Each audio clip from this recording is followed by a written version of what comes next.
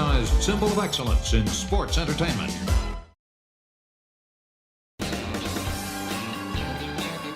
Hey, it's Conrad Thompson, and you're listening to My World. And of course, we couldn't do it without the Hall of Famer, the greatest professional wrestler of all time, your friend and mine, Double J, Jeff Jarrett.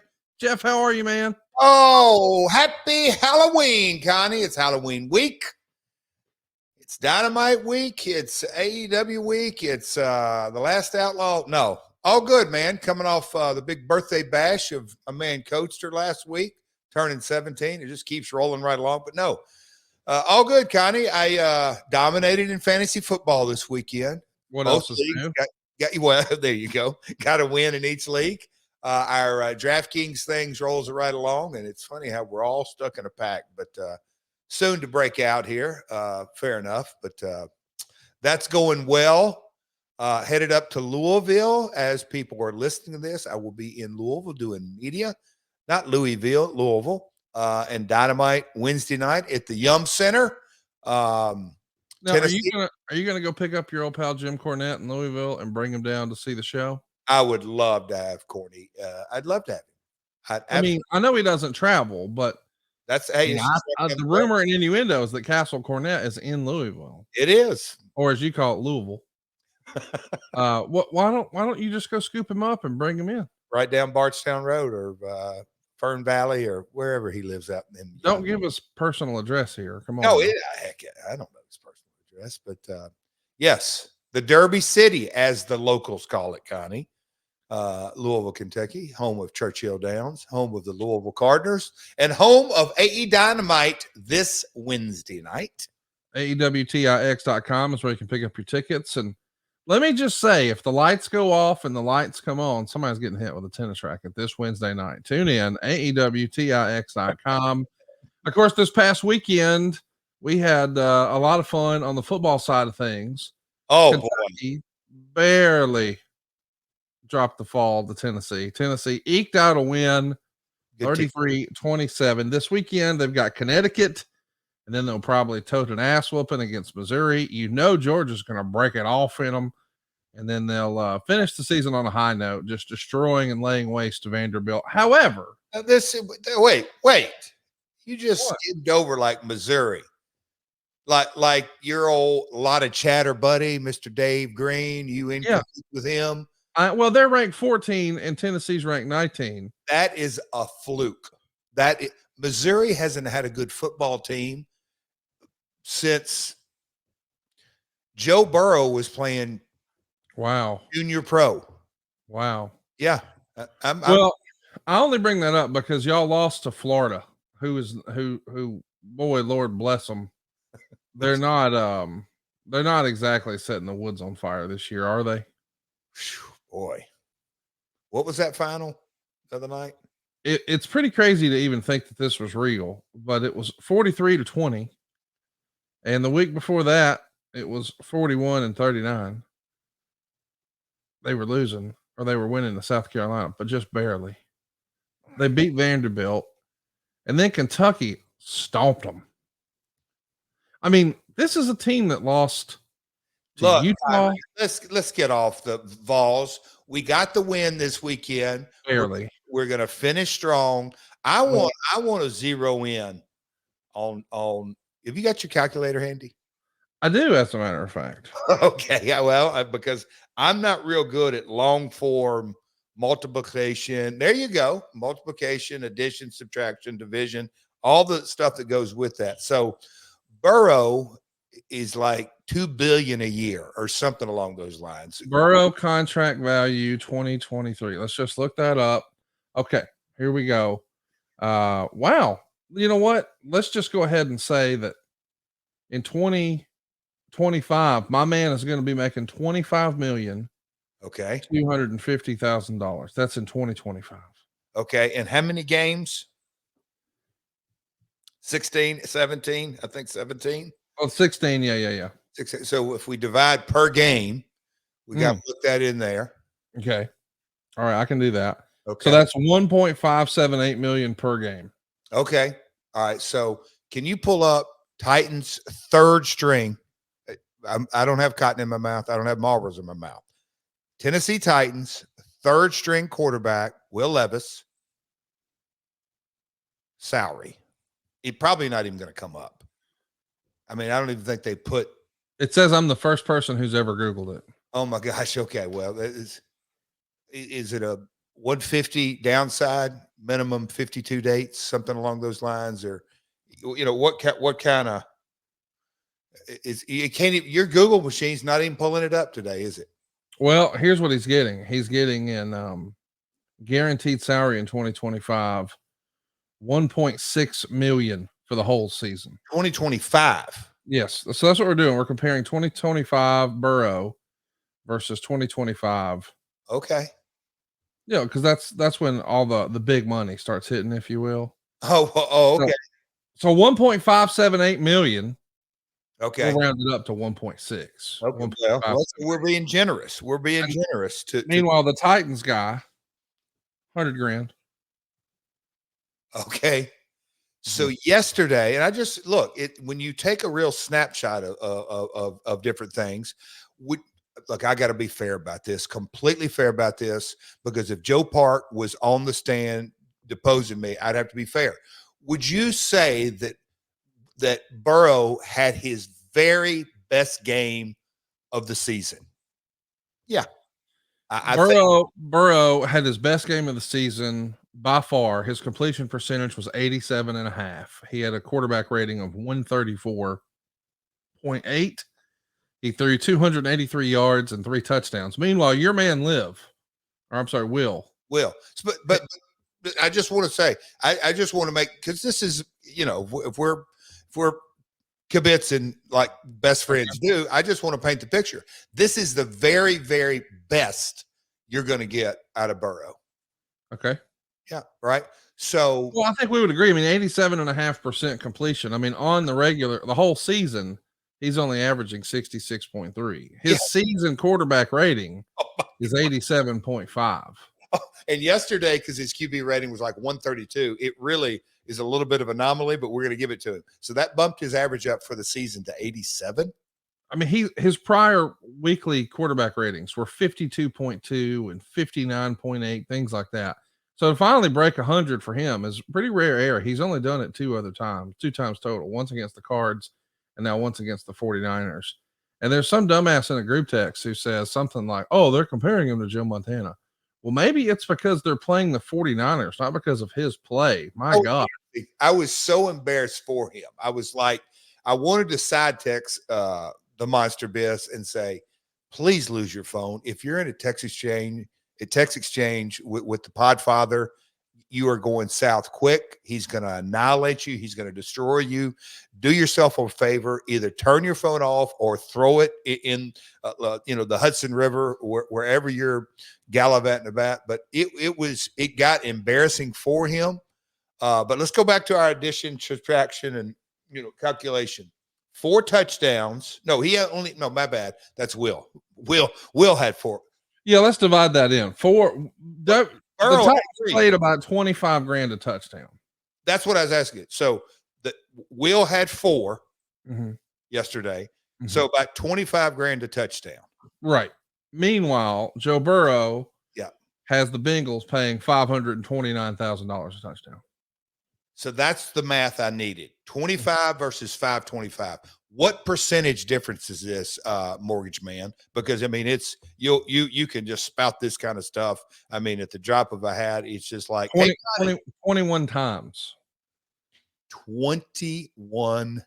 You're kidding me. No, it's more than 21 times. So the Bengals are paying 21x what the Titans are. Or I'm sorry, based on what I saw yesterday, it's a real throwback.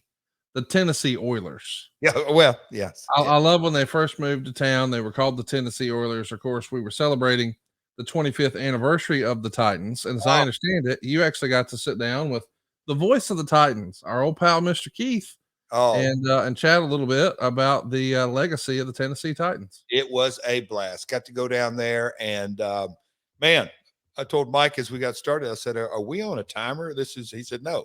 This is the Titans podcast. You just keep talking. We'll take little snips out here and there because I went into detail, Conrad, about the air that we're going to talk about on the topic today. But in Buffalo, there was a nitro after the Music City Miracle, and we kind of went into great detail and told that story. And then, Connie, we let off talking about you. I was so impressed with Mr. Keith, and wow. Mike's a long-time buddy of mine, but he had some glowingly things to say about you, and he's a fan of the podcast and a fan of Ad Free and the family. And I have said this many years. He is the absolute best in the business at what he does. Not just because I'm a Titan fan at all. He's emotion. Matter of fact, this morning in the gym, because some of my buddies saw the pictures online and they said, "Ain't Keith the best?" I said, "Yeah." I said, "But hey, why do you say that?" He said, "He makes you feel like you are literally sitting in the defensive backfield when he gets so creative and draws out the picture with his words and all that." So anyway, had a blast doing that. Obviously, Titans talk was hot around here, but I am so glad you did the math. So Abyss, suck it, pal. Burrow, 500. It's just embarrassing. It is so embarrassing that he still tries to defend it. But it goes to say, if you Google the value of every NFL team, that it's run. They're paying $500,000 a touchdown on their quarterback's best day. We're being kind. If we would have got into 2 or 3 games ago, it's ridiculous. It's ridiculous per touchdown. So I'm glad we put that to bed, and we gave Burrow his flowers once this season. He had a great day, but return on investment just still not there.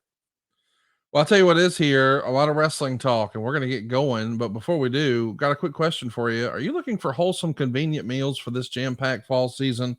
Get Factor, America's #1 ready-to-eat meal kit, and get eating well off your to-do list in just 2 minutes. Get 50% off Factor with code MyWorld50 at factormeals.com/MyWorld50. That's code MyWorld50 at factormeals.com/MyWorld50. So, Jeff, because today, as folks are listening to this, is Halloween, we are going to be talking about Halloween Havoc 2000. But before we do, we should briefly discuss some things that happened on AEW TV last week. We saw on Saturday night the biggest match I think AEW could have put together for TV or pay-per-view, MJF versus Kenny Omega, the 2 longest reigning AEW champions in history. And one of them, of course, is the current champ, although Jay White has his belt. Man, they put on one heck of a match. I thought it was a fantastic match. I really enjoyed the entire show. And I enjoyed on Wednesday, Dynamite, where we saw Tony Khan's very special gift to the Stinger. A lot of folks were surprised to see the Nature Boy in AEW. And I got to admit, it was pretty surreal on TBS to see Tony Schiavone, Sting, and Ric Flair in the ring together at the same time in 2023.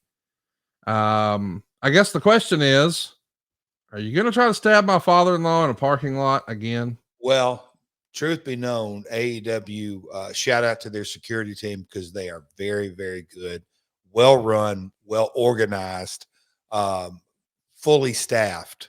And let's just say there was a barricade up between me and old Nate.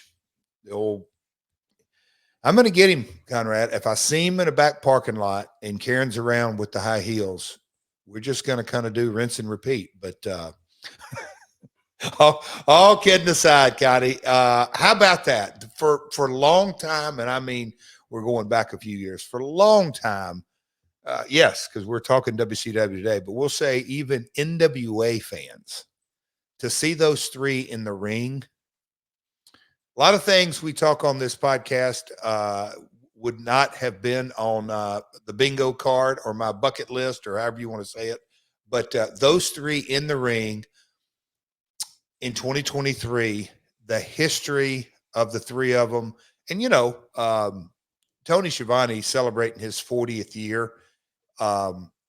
When you try to wrap your head around that is very impressive. Yes. Sting, his longevity, what he's done in the last 2 years, year and a half, 2 years, Man, just hats off to it's amazing. It really is, the longevity and to me, his career is like none other. In TNA, he kind of flirted with being a heel, and we've covered that in the Main Event Mafia pods. He was never a heel, but it is a historic. I'll call it a historic babyface run. I think from a wrestling historian, I don't think there's, and I'm sure somebody will dig one up and this and that, but Connie, I can't think of somebody who's really stayed. Yes, these characters evolved, and from Surfer Boy to Crow to Joker to the Icon, and then the guy that was very instrumental in taking his career to another level, and the legendary battles, the Nature Boy, and it's well documented Rick's ups and downs, and RickFlairLastMatch.com, and all the success you put together, that we all had a hell of a time last summer. But to kind of see all of that come full circle, it was a pretty cool moment. And I'm, Rick and Sting, it was cool, but I thought it was a special moment for Shivani as well. No doubt about it. And maybe there weren't so many special moments going around WCW in 2000. That's our topic today. Oh boy. It's an interesting time, Let me ask, sorry to cut you off. But just, I don't want to say word association, but have you got any preliminary thoughts? And you may not, because you do all the different podcasts. But when I got done looking at the research last night, and then I reviewed it again this morning quickly, any just like kind of general thoughts when you go back to March of 2000 WCW? Not so much this story, just in generalities. Any thoughts off the top of your head? Like, I don't know. I don't want to put words in your mouth. I'll give you my thoughts after. It was over for me. I quit watching. Oh, wow. I was still watching casually, but it was, once upon a time in 96, 97, 98. Yep. It was appointment television. I would keep up with it a little bit in 99, but I found myself losing interest. And even now, I find it hard to go back and watch WWF, WCW, ECW from parts of 99, almost all of 2000, almost all of 2001. It's just not fun for me. Uh-huh. I don't know. I mean, certainly what I loved about it had changed, but maybe I was changing too. Maybe my priorities and my interest level, maybe I was aging out again for the second time. But I cannot make myself care about some of the storylines that were happening in any promotion, whether it was ECW in 2000 or WWE in 2000 or WCW in 2000. Like WrestleMania 2000 to me is like the most skippable, who cares WrestleMania of all time. And I kind of felt that way about 99. Like WrestleMania 14 was fantastic. WrestleMania 15 was just not as fun for me. WrestleMania 16, I know everybody loves WrestleMania 17, and I'll give you that was a great show, but it just feels like it's off. And WCW is maybe suffering that fate more than anybody because, the rise of the NWO and the rise of Crow, Sting, and then the rise of Goldberg, that really carried it for 96, 97, and 98. But by 99, it's kind of like, okay, what else? We're ready for something new that seemingly never came. I hate to say, so what year was WrestleMania 17? What calendar year is that? 2001. 17 was 2001. Yes, Houston. Wow. Okay, yeah, Houston. Okay, that was the WCW very beginning. Okay. Anyway, you know what? When I read the research on this specific time period, so it's fall of 99 into 2000, and kind of looking at both companies, hindsight is such a wonderful tool. But man, I don't want to say format change, but there was, and I know WWD their business financially was good to great. Is that correct? Oh yeah, no doubt. I mean, they went public. I mean, they were making money hand over fist, and the houses were still good, right? Yeah, business is still a booming, except for you guys in ECW. Yeah. But looking at both shows, there wasn't anything new on either show. No. That to me is what jumped out. That when you look at 99 and 98 TVs and 2000s, it was very, very similar. And now I'm not saying WCW is very similar because talk about a rudderless ship, and we'll get into that. But I just want your comments off the top that WCW, my gosh, I mean, there's a lot of train wrecks we're going to talk about today. A lot. Let's get into it. We have talked about the infamous Nitro. We watched it last year, September 25th. We had Beetlejuice. We also had that Nitro where Russo would win the WCW title over Booker T. And the state of the wrestling business at this point is maybe the bleakest it's been in quite a while. The WWF is going to be moving to Viacom and taking all of its properties with it. And of course, that means ECW is going to be canceled off of TNN. WCW's business is way down too. You're there for this. You see it happen. I'm curious. You have seen sort of the ebbs and flows of the wrestling industry your whole life. And there is a phrase inside the industry where people say, oh, the business is cyclical. You're seeing it on a downturn here. You're actually on the inside of WCW looking out. It's a guaranteed contract. I'm sure you're not necessarily worried about your money, but you study the business in a way a lot of other quote unquote wrestlers don't. So I'm curious, when you would see WWF business booming, they make a move to Viacom, ECW, who had been desperate to have national television for so long, in one felt swoop, it's over. Not that it was working like gangbusters for them anyway, but it seems like WCW, through all the upheaval, all the trials and tribulations of we got Russo. No, we don't. Now we got Russo and Bischoff. No, we don't. I mean, it's kind of all over the place, but you're observing the business end, not necessarily the creative, but how many tickets are we selling? What's the gate? What's the pay-per-view buy rates? What are you feeling and thinking as somebody inside the business looking around and realizing times they are changing? So you brought up that Nitro that we talked about last year, last year was September 25th, 99 of 99, right? Yeah. No, that would have been September of 2000, a month prior to what we're watching here. Yeah, but that's why, because when you brought up just a second ago, you brought that up. October of 99, they went public. Right. And how was I feeling? And to give a quick recap to get us from October of my first year in WCW, time after time after time, it was so obvious that, look, there was a lot of folks that contributed to it. But at the end of the day, Vince McMahon built this company starting in early 80s, and he seized the moment in end of 98, going into 99, because it took about that long. We're going public. And with his leadership, they went public and forever changed the course of his family, his kids and grandkids and great grandkids, just changed the course. But it was on that, his vision and his leadership. Flip going to WCW, and I've covered this so many different times and so many different angles, but at the very core of it, get there, Russo's in, Russo's out. Eric's in, Eric's out. Committee's in, committee's out. Just the corporate run versus the strong visionary leader run. It just became so obvious, the rudderless ship. That's why a lot of folks, and it's fun on social media, this was the straw that broke the camel's back, or this was the first nail in the coffin, or this was the last nail in the coffin. I think at the end of the day, by design, it was set up to fail. Now, did it have to fail? No, but you just look, not just in the wrestling business, any type of entertainment company is always flourishes with strong leadership and fails with committee leadership.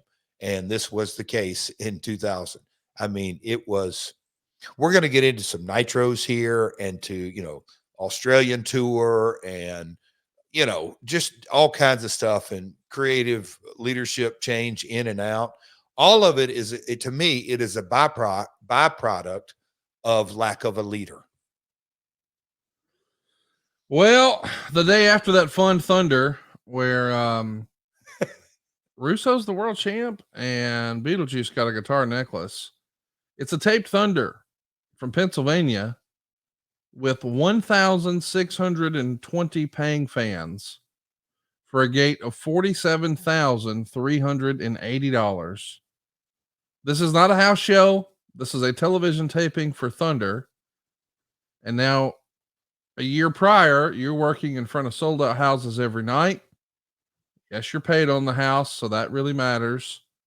Now, a year later, you're not paid on the house, but you're playing to empty seats. How defeating is that as an in-ring performer to go out there and you got the big music and the big pyro and the big entrance and the lasers and the lights are going and there's nobody here.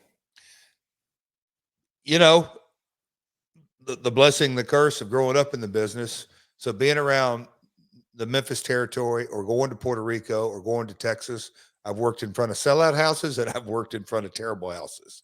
The kind of the thing that made WCW, you know, it always stung in a different way.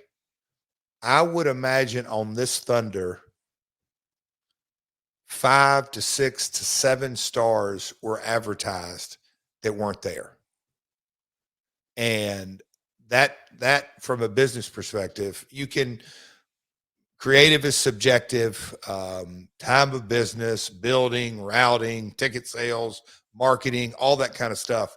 But as a company, when you don't just shoot yourself with a foot, you just kind of blast yourself out of any chance of doing any repeat business in the future. But you do this over and over and over. That's the first thing that comes to my mind is that when these bad houses, and it, you know, the Thunder we're talking about wasn't the only bad house. You know, it was down.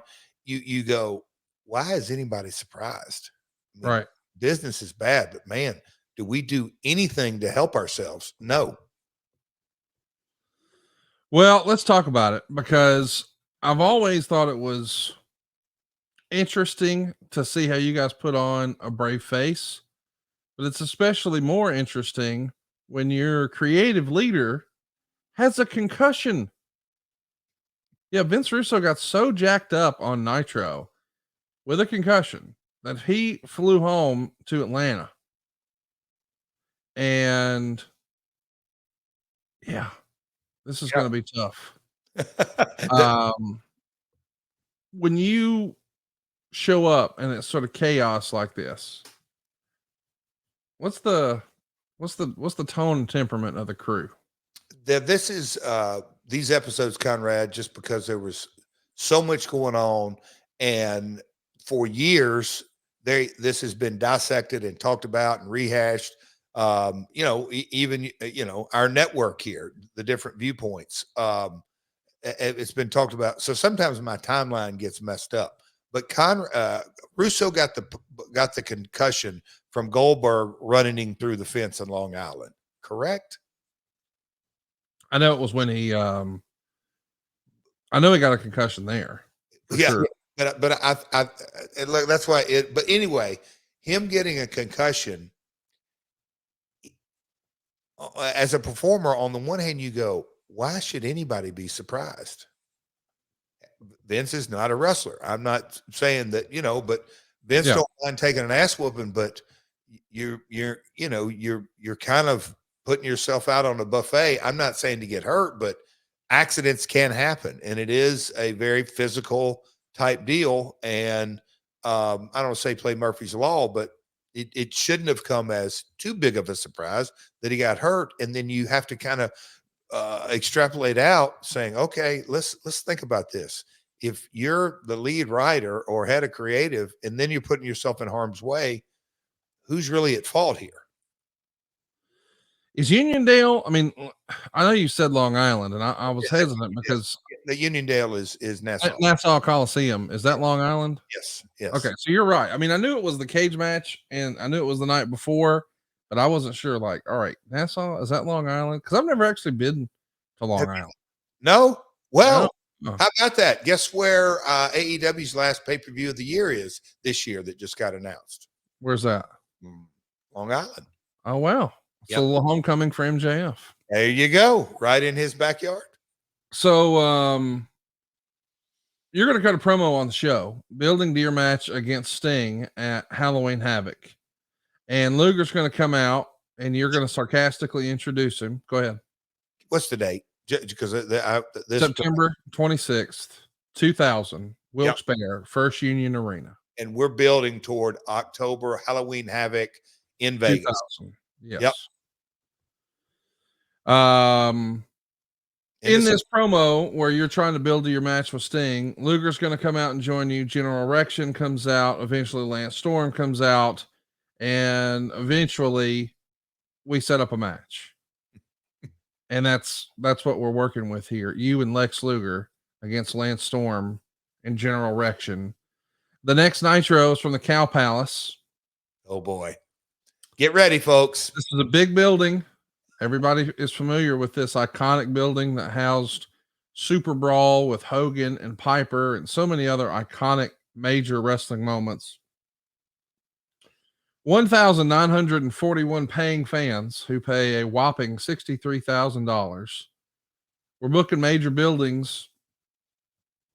We can't give the damn tickets away. The show is built around determining the next WCW champion. It's set up with you teaming up with Booker T to take on Sting and Scott Steiner. The winning team will then take each other on. You would get the pin on Sting after hitting him with a guitar while Steiner was pinning Booker, but your pin is the one that's counted. Right. And man, this is a little confusing because Booker T's a babyface, you're a heel, and y'all are attacked. I don't get it. Conrad, I swear to you, and my world listeners, you guys got a lot of patience, so you're going to have to work with us on this. When I read the research, I said, now, wait a minute. Is that a typo? Because I don't specifically remember this and that. Like me and Booker really have the story going, or I thought we did. Because well, so that's the story. So you won. So now you're going to wrestle Booker. He was your tag team partner. So now you guys get to wrestle each other on the show. This is really happening. Okay. So, in full context, Bash at the Beach was 2 months prior. I laid down to Hogan, and then I put Booker over at the end of the night. We came back in a rematch in August pay-per-view. I put him over again, and so we're off to the races. So me and Booker, hypothetically speaking, theoretically speaking, had come off a somewhat of an angle the prior 2 months, and now here we are at Nitro at the Golden Cow Palace, and we're partners against the other angle going on. Well, kind of. Sting and Steiner. So the angles at this point were Booker and Steiner and me and Sting. Have I confused you enough, Conrad? Well, and the thing that's interesting to me is in the middle of all this, Russo is going to say, I shouldn't be the champion, bro. I'm going to vacate the title. So now it's going to be a San Francisco 49ers match out the Cow Palace in front of the 1,941 paying fans. And if you're watching with us, you see not 1, not 2, not 3, but 4 polls. Everybody knows that Vince Russo loved to put things on polls. What does he put on a poll here? Thankfully, it's not Judy Bagwell, but it's 4 boxes. So there's 4 boxes hung from 4 poles at all 4 ring posts. And inside one of those boxes is the world title. So the person who finds that now this is not only a wrestling match, it's also a PE competition. It's like a fireman drill. You got to climb the pole. And at the same time, it's also a scavenger hunt. So who's the best wrestler? Who's the best guesser? Who's the best pole climber? And they will be the WCW World Champion. What the hell is this? Oh, I'm telling you, that seems Memphis right there, does it not? That is Memphis. Well, when we get into what's in the boxes, I don't think you'd say that's Memphis, but that's okay. So maybe 4 polls, I'll give them that. It was. You want to tell everybody what was in the first box? Can I? A freaking blow up doll. Now, I know I'm asking you a personal question here. You got personal last week talking about undergarments. Is this the first time you've seen a blow up doll in person in real life? Connie, you didn't become the Podfather without asking the hard hitting questions. And I would have to say that's the first blow up doll I've seen in person. I think you probably hit the nail on the plastic head. I mean, we've seen like gags before, that sort of thing where in a movie somebody has a blow up doll, but I've never actually seen one in real life. But thanks to wrestling, I saw him in ECW, and now I saw him here on Monday Nitro, a blow up doll. Meltzer would write, if I actually hated wrestling, I'd be laughing at this. But the saddest part is Jarrett and Booker had a damn good match, even with the blow up doll. Booker opened the second box, which had a photo of Scott Hall, which, by the way, is a famous classic meme. Look at Booker's expression right there. Just great stuff. Booker got the third box, and that was a coal miner's glove, which is a callback to just a terrible main event from Halloween Havoc several years prior. Spin the wheel, make the deal with Jake the Snake and Sting. Jarrett would hit Booker with the glove, and he sold it, but not like the old days. Then he used a sleeper. The ref would check Booker's arm, which made no sense because it had gone down 3 times. That doesn't guarantee a finish anyway. But after going down twice, Booker on the third one signaled he was awake. The announcers tried to explain why the ref was checking on him, given the rules, which only made things more confusing. See, the idea here, guys, is even if the arm drops, the match isn't over. Somebody's got to take down that damn box. Silly goose. So Jarrett comes off the top rope with the glove. Booker gives him the Uranagi, followed by an axe kick and a missed side kick, which Jarrett is still selling, even though it missed. Jarrett went outside the ring, tried to get a guitar from under the ring, but couldn't pull it out. So everybody knows Jeff Jarrett don't pull out of nothing. And as he tried a second time, it was Beetlejuice from the Stern Show under the ring holding the guitar. Beetlejuice gives Jarrett a low blow, allowing Booker T to win the belt in 13 minutes and 2 seconds. That's right. Beetlejuice from the Howard Stern Show. We get tons of talk and chatter and tags of you nailing Beetlejuice with the guitar. I don't think nearly as many people who know about that iconic moment realize a week later, he punched you in the yam bag and kept you from winning the WCW title. Conrad, we just kind of talked about Mike Keith and talked about what a vivid picture, and most folks are listening to this just audio only, driving up down the road.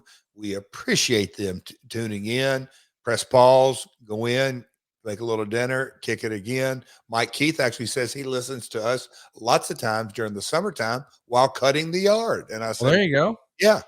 But can you, Marcus, pull that picture up one more time? And Conrad, can you re-describe what you see there? And I want to make sure that you get this, not minor, major detail when describing the photo. So what we've got is a corner perspective. We're near a ring post and a pole with one box suspended.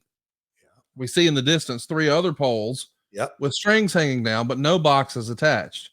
We have what looks like referee Slick Johnson across the ring, sort of shocked to see what are we looking at here, almost like it's Bret Hart about to take off his ring jacket.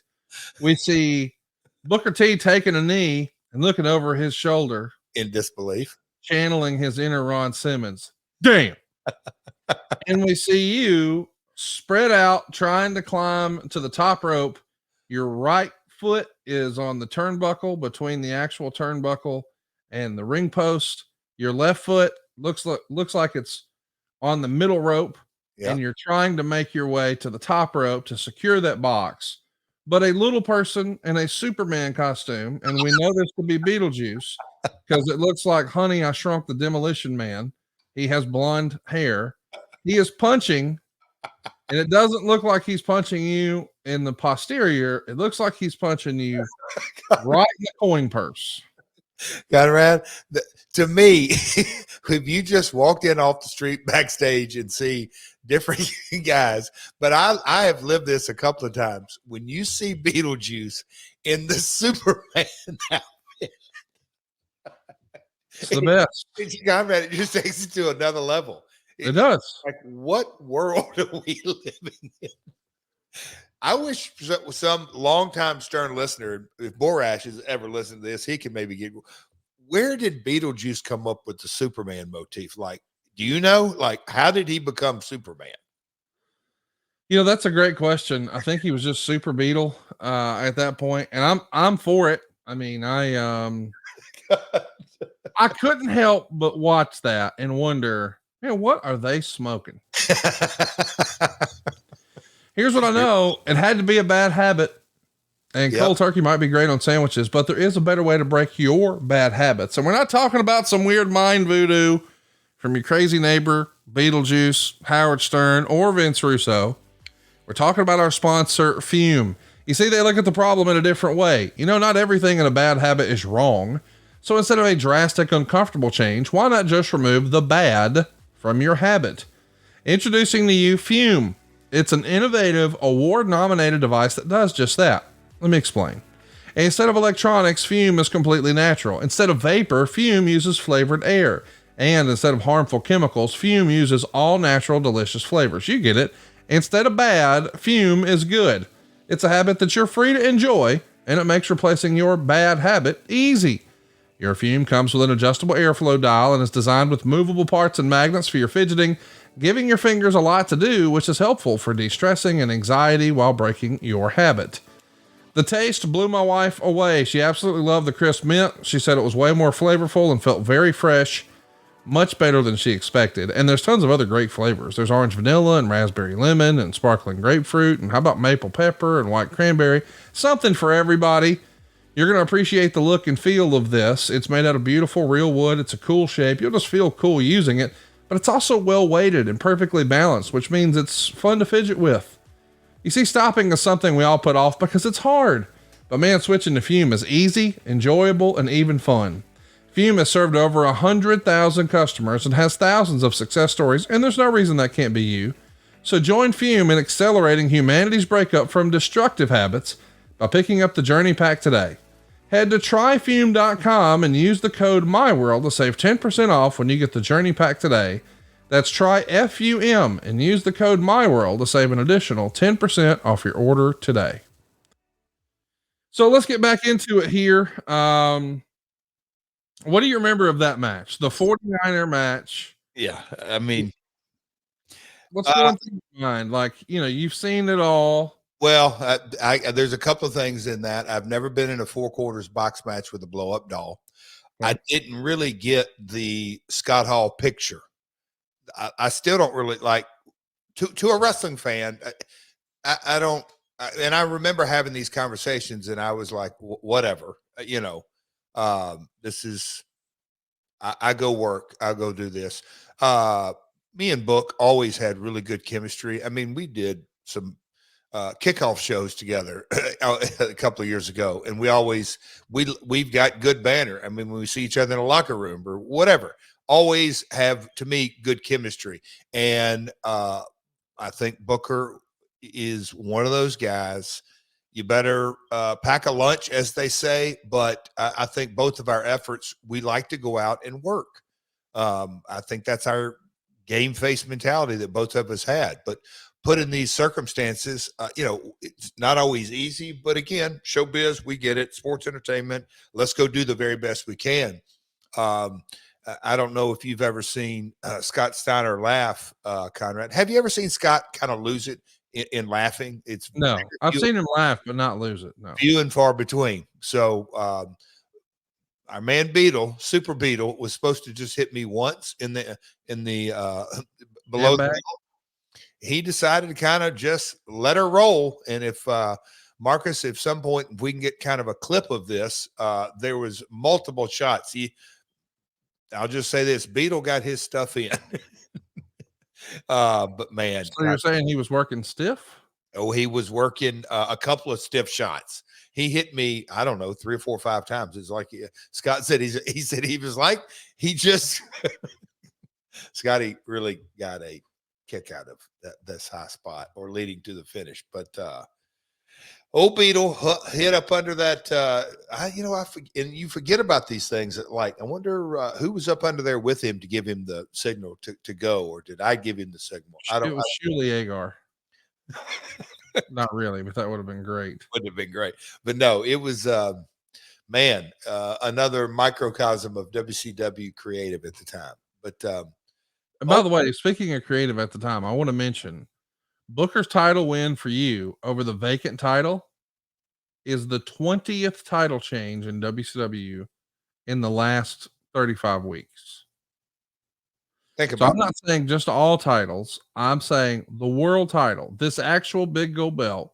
This is the 20th title change in 35 weeks.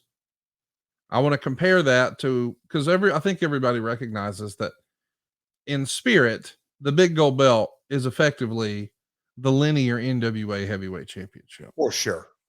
And so the NWA title between 1949 and 1980, think about who it encompasses. That's Flair, Funks, Rhodes. Not yet Flair, but Rhodes, You're right. Race, Funks, Briscoe. I mean, just Yep. unbelievable names. From 1949 to 1980, the title changed 20 times. And now here, WCW in the year 2000, in just 35 weeks, we've switched it as many times as the NWA did from 49 to 80. Times of a changing. And now kind of look at the champions now. MJF, Roman, Gunther, really long histories. Orange had a nice run. I know it's broke, but yeah, okay. Just something to note about, something to think about. Yeah. The next night, we're packing up from the Cow Palace and we're headed to Long Beach. Thankfully, there's 1,254 fans here who paid to see us. A rough one, man. More than double that in the comps. The gate is $38,440, aka a Chevy Silverado at the time. You cut a promo on Sting, and you're talking about how he's done and washed up. This is 2000, by the way, 23 years ago. Beetlejuice comes out and rambles a little bit, and then you tell him to get his little ass in the ring. Beetlejuice responds that Superman is the best, and then you take him down. This would lead to you distracting Sting in his match against Shane Douglas to give Shane the victory. Yeah. Man, you were married to Beetlejuice here for a little while. As I run, wouldn't you just call it, that's the, I don't know, the Slapnuts run? Is this where I figure forward him? Is this the night I figured forward him? I mean, don't you? I mean, I think we need a reunion tour. We put you and Flair back together. I would love to do an autograph session with me and Beetle. Dude, can you imagine? Well, who else could we get there? Gary Coleman passed. God rest his soul. Let's talk about it another time. Here's what's interesting to me. Okay. This is happening at a time where WCW's on its ass. I mean, we just talked about how here we are at a TV taping. There's less than 1,300 paying customers. The rumors start to circulate here in October that WCW might be sold. Had you heard anything about that? Had you spoken to your dad about that? Were the guys in the locker room talking about that? I wish, man, it's one of those things for the My World purposes. Me and him he wouldn't have had as good of memories. I don't think I would, but it was definitely in the fall that my father was having conversations with some different folks. And I don't know if he had a conversation with WCW yet at this time, but it was, we were in the fall, maybe not this early, but there was talk, and I don't know how far back it went. Maybe it started around this era, but there was definitely chatter that this is the reality of, it's going to sell off. But the first time I heard him, Conrad, always thought, all right, let's look at ratings and don't compare them to WWE, and just kind of look at network average, the value of that. And that's the thing that I think, man, the podcast of the story behind the story behind the story of WCW sale, that is that's going to be an amazing one if we could ever dig into that. But the truth will never really come out. But I just didn't think that Turner's not going to give up their top rated shows. They're just not. Now, there's going to be some changes and maybe some cost cutting measures or a lot of cost cutting measures at some point. But that's me, like on last week's episode, Conrad, goal alignment. I always thought that at some point, somebody's going to come in and get the talent, get the spending under control. That's what I thought would happen. And you felt like at the time the problem was spending on talent or just spending in general, whether it was how the business, production, travel. how the business was run. You know, I mean, when they did double tapings, Nitro and Thunder in one night, I immediately understood that. That's a massive amount. But I also go, man, is that really the best option? Why don't you cut talent and make Thunder a studio show? You know, there's so many different ways to kind of look at um, look at running a business, because when you do Nitro and Thunder, the immediate things come to mind that, okay, that's not sustainable creative, because you need your top stars when you're down. You need your top stars on every show, and the storyline, you can't go get 7 storylines over, get 1 storyline over. So doing double tapings creatively, it's not sustainable. And that, at the end of the day, drives everything in the entertainment business. Probably not sustainable to think we're going to go to Australia very often, but we do. Once we finish up here in Long Beach, we jump on a plane and we go to Sydney, Australia for the October 7th, 2000 show. It's going to wind up airing on Monday Nitro, October 9th, 2000. You'll also do the same taping that same day there in Sydney for Thunder. We talked about stacking those shows up. It happens here in Sydney. There's 9,000 fans, which is pretty cool. But ultimately, the second hour of the show winds up being the lowest rated in Nitro history, a 1.91. On this show, you would come out dressed as Sting, circa 1992, easy for me to say. And you want to have kids pay $15 for autographs, which really tickles me because everybody listening to this knows Jeff Jarrett's going to get his picture money. Dressing up as Sting here, the 1992 version. This was fun. What did you think of that creative? And what was it like to, I don't know, right here around Halloween time, do a little trick or treating on the show? I loved it. You know, there's parts of this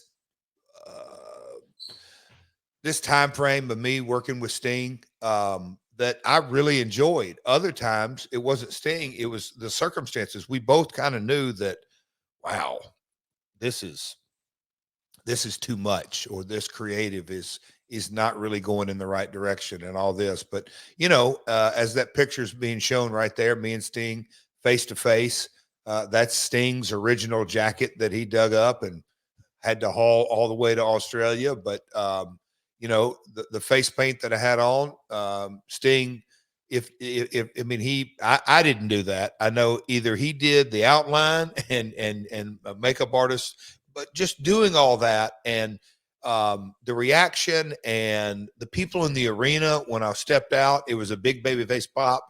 And then they went, oh, wait a minute. But, you know, everything, all of that was cool. And, you know, going to Australia, Conrad, it was, that was my first time there. And it's, you know, I fell in love with the country immediately. Yes, it's a long way to get there. But once you're there, obviously English speaking, but I think there's a different vibe and just to the culture and the country. I've still got a lot of good friends down there. I can't say enough about Australia, the country, but these shows, as you have listed the attendance and the grosses, it was a shot, a big time shot of fresh air that, you know, we're going into big arenas and they're full, and you go, now, wait a minute. Maybe there's just like, because again, I'd been at the WWF in 93, 94, 95 when the business was down in the States, and Vince made the decision, hey man, let's go run Germany. We did Israel. We did UK. I mean, 7 or 8 tours alone in 94 I worked on overseas. So I did have the mindset that, okay, if things are not working in the States, maybe there's a strategy to go international or more international tours. Maybe there's a breath of fresh air taking the business in that direction. I was wrong, but that was kind of what I was hoping for. So the real Sting, of course, comes down from the ceiling, and they have a fun. You guys have a fun little skirmish here. You're even going to do the Sting no sell spot. So there's a suplex, and you pop right back up like Sting used to. They do the Stinger splash. Sting eventually gets you in the Scorpion and leaves you laying. Fun little exchange. You said that you had help with the paint. Is that the first time you ever painted your face in wrestling?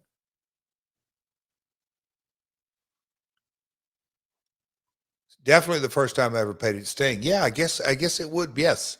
I'm trying Well, to think about ever. a lot of people in wrestling have obviously made their living painting their face, and we don't have to run through the list. There's a bunch of legendary performers, but I imagine it's pretty time consuming. Could you have imagined in an alternate universe you paint your face on a regular routine basis? It's all part of, yeah, I mean, the guys that do it, first time I saw it was Great Kabuki, right when I first started in Tennessee. And I'm like, okay, that is a nightly deal here. I can just kind of remember that kind of thinking that, oh, okay. And then Kamala went out to Texas. It's a nightly, it's a part of what you do. Those guys that do it, and hats off to them. The main event here is Sting and Steiner. You're eventually going to come out to referee, and Meltzer would be critical, saying the whole heel ref thing is so overdone. Eventually, we see Kat and Booker come out, and I'm sure you guys are having fun. But supposedly, while all of this is going on, there's a big meeting I want to discuss. Before we get into the big meeting, Conrad, Yeah.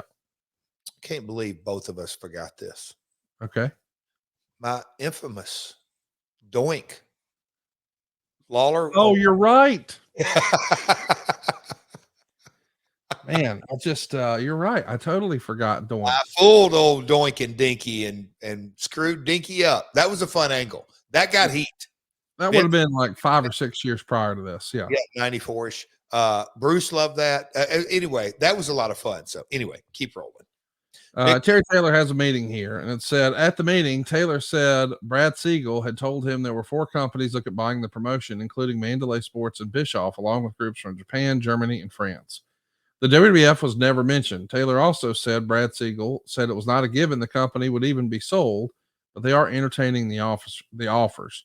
Kevin Nash, who was trying to joke throughout the meeting, noted immediately that the last time Siegel addressed the rumors of an impending sale, he said the company was not for sale, basically ruining the credibility of everything that was said.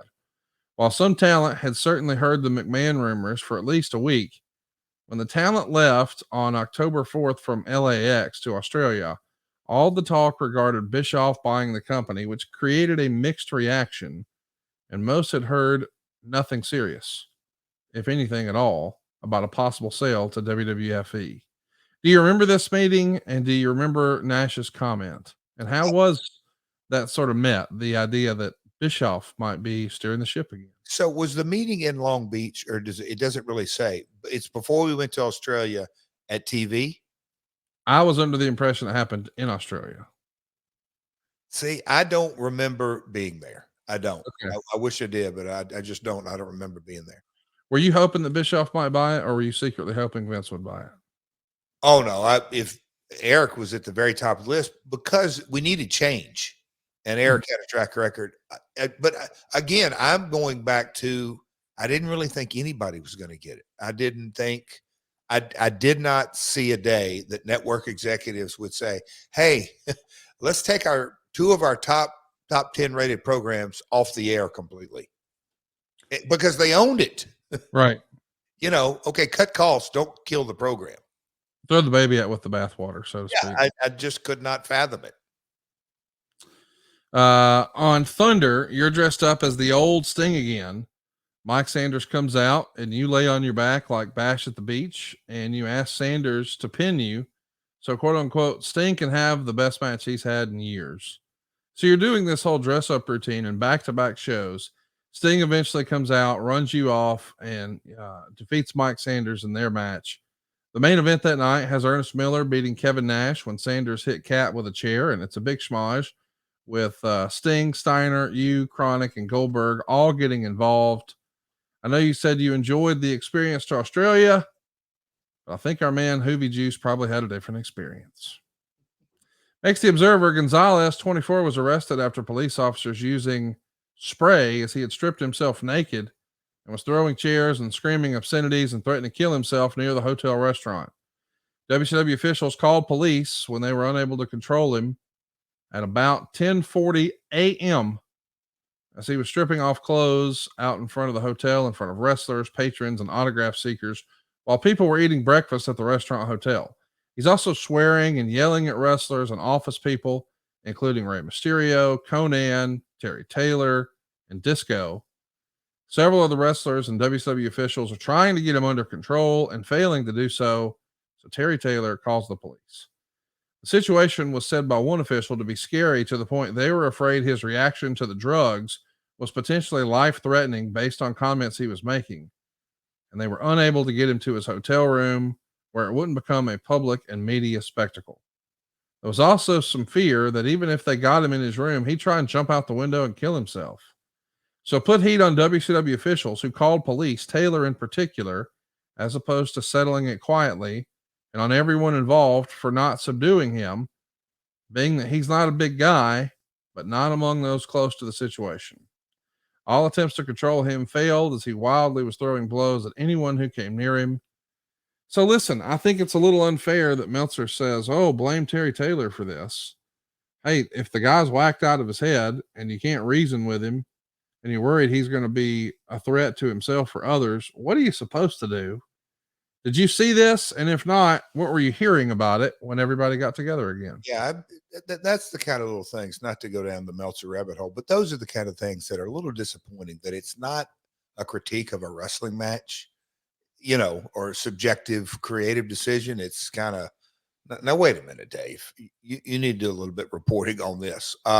Here is my recount of the famous Uvi story.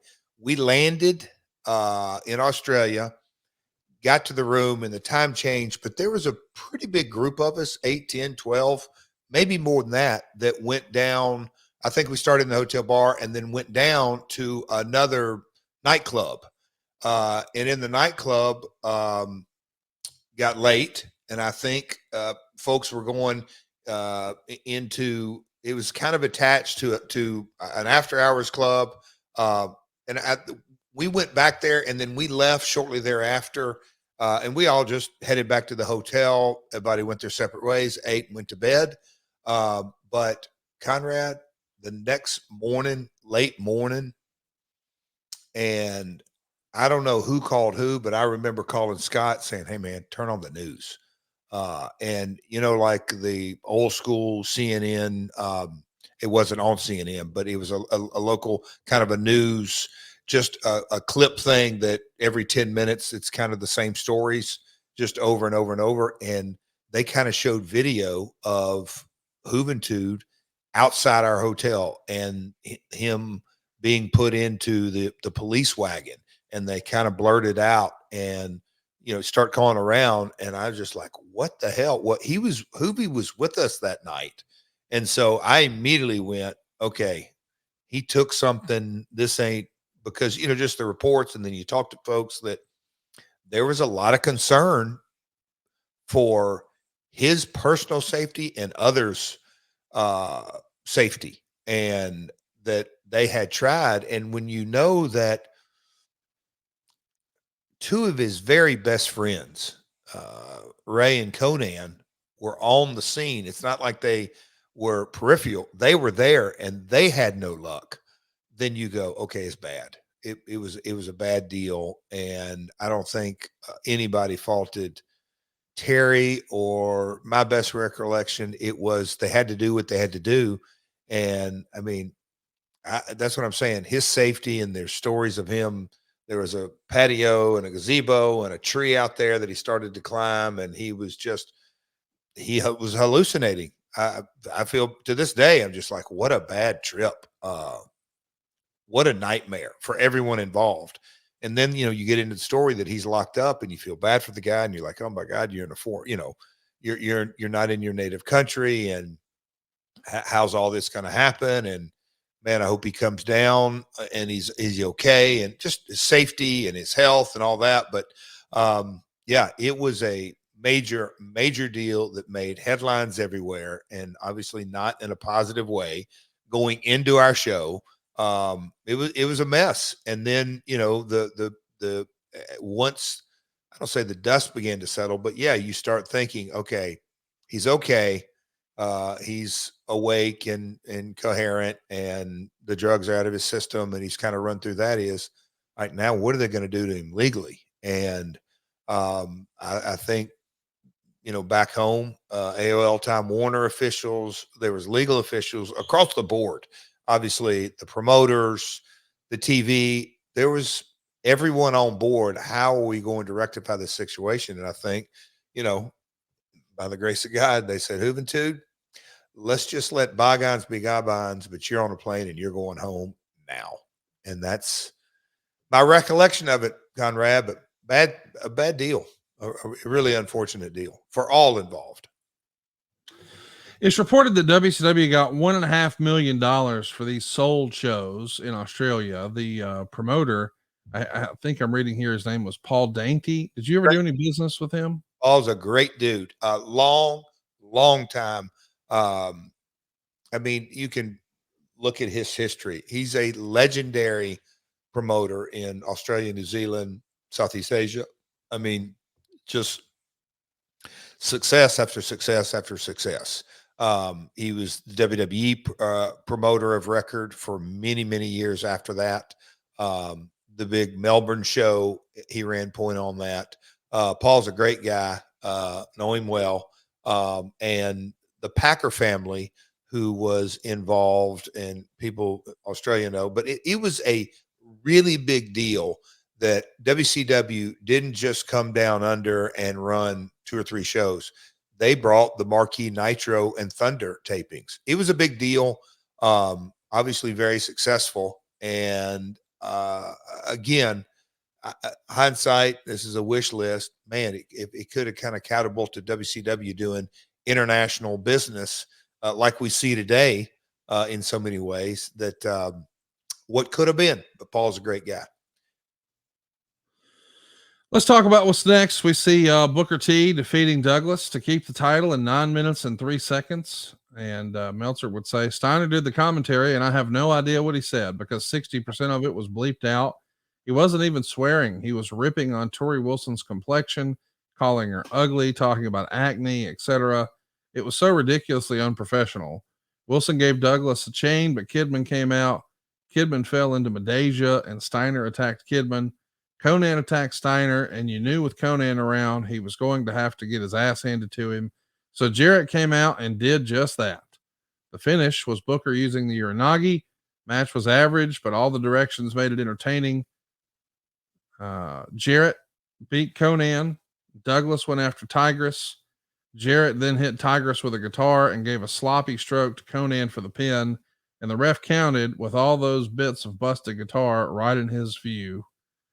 It's interesting to think about this company trying to do what it can to pull the nose up on this thing. Are we going to be sold? Are we not going to be sold? You're being handed what you feel like is sort of less than creative. And in hindsight, I don't know that we would do this the way we did. I don't think anybody would advocate Scott Steiner ripping on Tori Wilson on the mic, or perhaps even you nailing chicks with guitars. At the time, was stuff like that even discussed in 2000, or was different time, different place? No, I mean, it was definitely discussed, but not the way it would probably be discussed now. But, kind of reading the research, I always look back and, Scotty specifically, you look back and you're damned if you do, damned if you don't. Hey, Scott, I'm going to script this thing for you. Well, Scott is not one to deliver a scripted promo. Okay. But the flip side of that is being completely unproduced. Hey, Scotty, go be Scotty. Just like, well, that's not really the best route either. It's like kind of a guidepost, but this is again, a typical WCW at the time, lack of leadership of how things were run. And, you want Scotty to appear with the train off the tracks, but, kind of guide him on different things. And I think the whole creative thought process behind this, not just this segment, but other Steiner segments when he would be on commentary is, hey, we don't care what he says. We're just going to beep a lot of it and make it appear like he's been a complete train wreck the entire time. I got you. No matter what he says. I got you. So, they let out bits and pieces, but it's beep, beep, beep, all I that, which I get that, but sometimes that doesn't translate well. The main event of Nitro would feature Nash beating Sting in a lumberjack match. There's a ref bump. You hit Sting with a guitar. Nash pins him. Sting's getting beat by everybody here, and he's your pay-per-view opponent. I don't know that this is necessarily the best way to build him up, but at Thunder, later on the same night here, you're going to team with Steiner to take on Conan and Kidman. You hit Conan with a guitar. Steiner puts the recliner on Kidman for the win. The main event was a countdown to Armageddon, which is a 30-man battle royal. So you wind up working 3 times in one night on this show. You would be eliminated by Sting, Steiner, and Booker all at the same time. And you see Mike Awesome get the win, which means he gets a title shot at some point in the future. But let's take a look at the business sort of year over year. Conrad, how it's trending down. Yes, sir. You think if they had took a stat back then, how many matches me and Booker would have had, and a few others versus the Millionaires Club back then, 3 times in one night. But it is, people are running stats on that right now with you today. I saw one. Well, it's silliness. The average attendance in September of '99 for WCW was 3,155 fans. A year later, in September of 2000, the average attendance is 2,101 fan. So 3-2, because when I read this research, I just went, well, there you have it. 3-2. The gate was averaging 83,000. Now it's averaging 58,000. Yeah. And the ratings are only down 8% from a 3.38 to a 3.11. So ratings are down 8%. Gates are down 29%. Attendance is down 33%. Somebody has moved your cheese here, Jeff. Yep. And ratings follow attendance. Yes. It's again, me and Mike Keith talking the other day. Hey, what do you enjoy about it? This and that. And I said, Mike, I do it every week, and I've got baseball going on, and we talked about the gaming, and of course AEW, and not just in the ring and out of the ring, and everything, all that. But I said, the one thing from a businessman, how many people get to do a post-mortem on the wrestling industry, and I'm still in the industry? These kind of stats, Conrad, to me, knowing all the things, that's like you, Conrad, all the podcast hours you've done and hearing Eric's perspective and Bruce's perspective, and we could Tony and on and on and on. But that research right there, in 1 year, it went from 3 to 2 in paid. Damn. It's crazy. Leave it at that, man. Hey, I will. That's a drop. Well, and what's interesting too is this is happening in a time when Monday Night Raw is moving to TNN. So you would think, if anything, this creates an opportunity for you guys to turn the volume up. It just doesn't happen.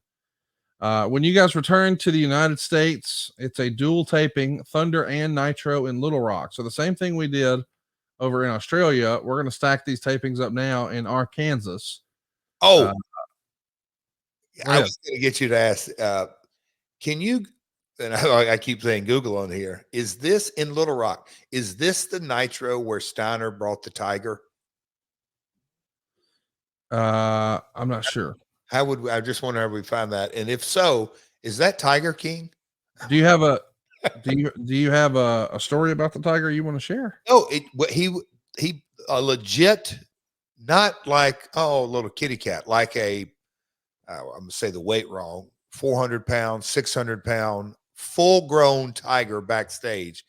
And if you think about how lax standards and practices and time, that was October 23rd. So we're not quite there yet in Little Rock. Oh no, you're right. It is in Little Rock. October 23rd is indeed in Little Rock. So yeah, the Tiger is here in Little Rock. How did you remember the Tiger in Little Rock? Because I remember, let's see, that's don't get on me like Karen. You can't remember two things about the last couple of weeks, but you can remember a freaking tiger because Scotty, they walked him down the aisle at a Nitro.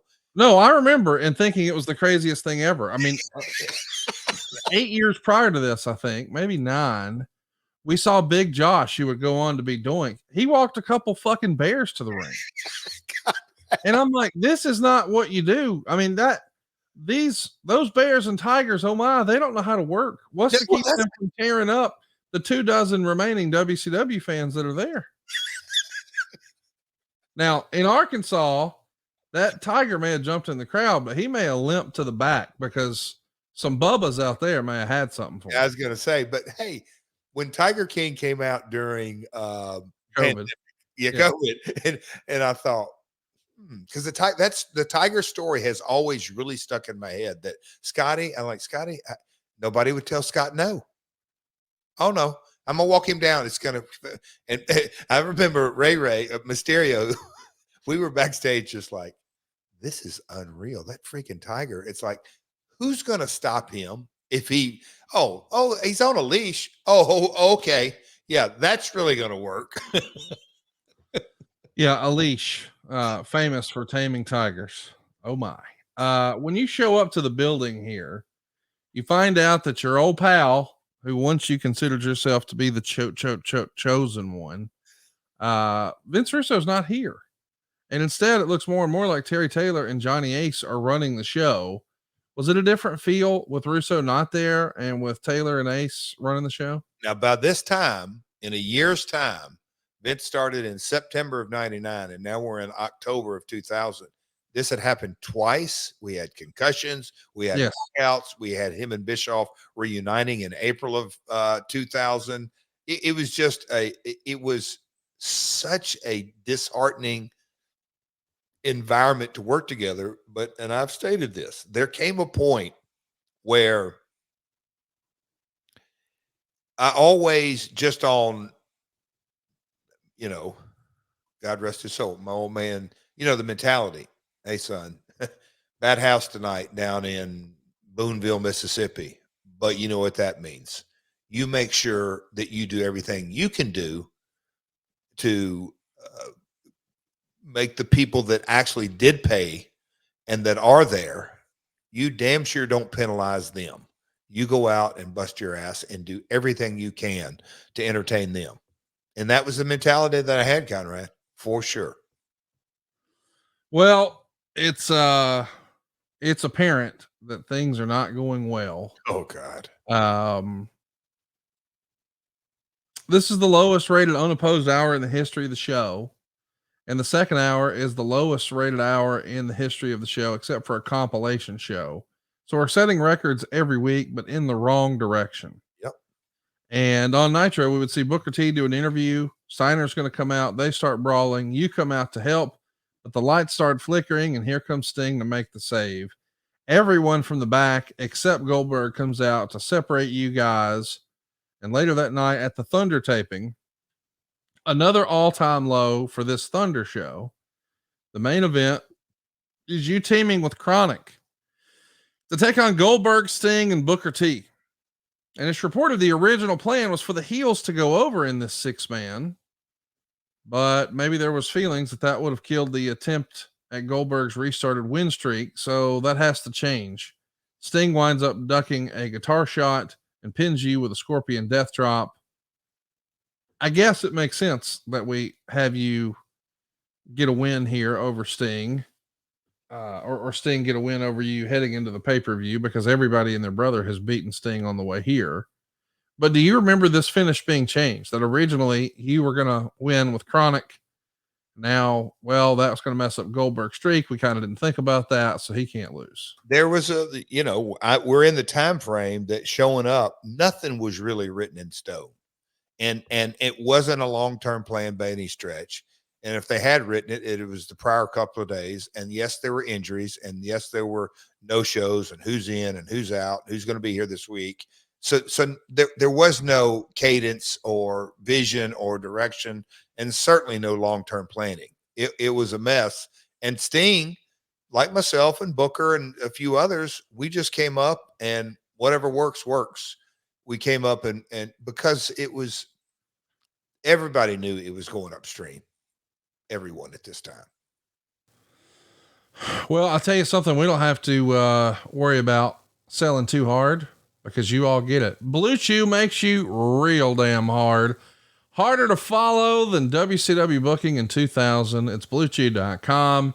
Listen, it's going to get you the same active ingredients as Viagra, Cialis, and Levitra, but in chewable form and at a fraction of the cost. If you're looking to put on a 5-star match, if you're looking to go one-on-one with the great one, if you're looking to get some repeat business, a return match, 2 out of 3 falls, the Iron Man, all the cliches are here. Just know this. Blue Chew is like a hot tag for your wiener. Take them anytime, day or night, so you can plan ahead or be ready whenever an opportunity arises. You just sign up at BlueChew.com, consult with one of their licensed medical providers, and buddy, once you're approved, you get your prescription in a few days. And the best part is that it's all online, which means no visits to the doctor's office, no awkward conversation, no waiting in line at the pharmacy. Blue Chew's tablets made right here in the USA, prepared and shipped directly to your door, all in a discreet package. And Blue Chew wants to help you have better sex. Discover your options at BlueChew.com. Chew it and do it. And we got a special deal for our listeners. Try Blue Chew free when you use our promo code MyWorld at checkout. Just pay $5 shipping. That's BlueChew.com. The promo code MyWorld to receive your first month free. Visit BlueChew.com for more details and important safety information. And we want to thank Blue Chew for sponsoring today's podcast. So Jeff, let's get back to it. Before we get to the pay-per-view, there's a few news and notes we need to talk about. One of those is Bret Hart being officially released from WCW. I guess they had a clause in their contract where if you're not able to compete due to injury after a certain number of days, they can opt out of your contract. WCW elects to do that. And the Bret Hart era of WCW has come to an end. Of course, he came over in November. I guess he made his official debut in December of 1997. And here we are less than 3 years later, and it's done. Of course, we know he was never quite the same after Goldberg kicked his head in the 13th row. But I talked about this just yesterday on 83 Weeks with Eric Bischoff. Is Bret Hart, I asked him, is Bret Hart the greatest miss of your WCW career? The biggest, I didn't say miss. I guess I said that you wish you had a do-over on. Mm-hmm. He said, absolutely. He wishes he had a do-over on Bret Hart. In your management career, is there one do-over that hangs out there for you like Bret does for Eric? That's interesting that Eric, well, all right. I need to think on mine and something will come to my mind, but I remember when this kind of went down that a couple of factors went in my thinking, like, okay, wow, WCW, that is he's injured, and that is obviously tabled as a cost-cutting measure, but is Bret done forever? Like it was surprising. I think it was surprising in the locker room.